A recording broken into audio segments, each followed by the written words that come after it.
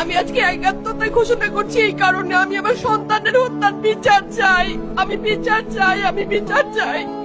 এই বিচার আপনাদের নিশ্চিত করতেই হবে। আমার সব সন্তানের কাছে আমার অনুরোধ, আপনারা আমার সন্তানের হত্যার বিচার করুন। কারণ হাদির শেষ ইচ্ছা ছিল যদি মৃত্যু হয় তবু যেন আমার মৃত্যু বিচার হয়। আমি এই বিচার চাই। ইনসাফের বাংলাদেশ চাইলে যদি মৃত্যুবরণ করতে হয়, আর কত রক্ত দিবে আমাদের সন্তানেরা? আর সহ্য করার ক্ষমতা আমাদের নাই। আমাদের সন্তানদের বাঁচতে দিন। ইনসাফের বাংলাদেশ গায়েব হোক। আমরা আর সহ্য করতে পারি না।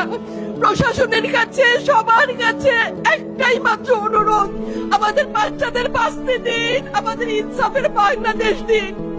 কথা বলার শক্তি আমার নাই, আমার চোখ ভরে আসছে। আমি সহ্য করার শক্তি আমাদের নাই। আমাদের বাচ্চাদের বাঁচতে দিন। প্রশাসন সজাগ হবে কবে? আর কত মৃত্যু আমার বাচ্চাদের দেখতে হবে?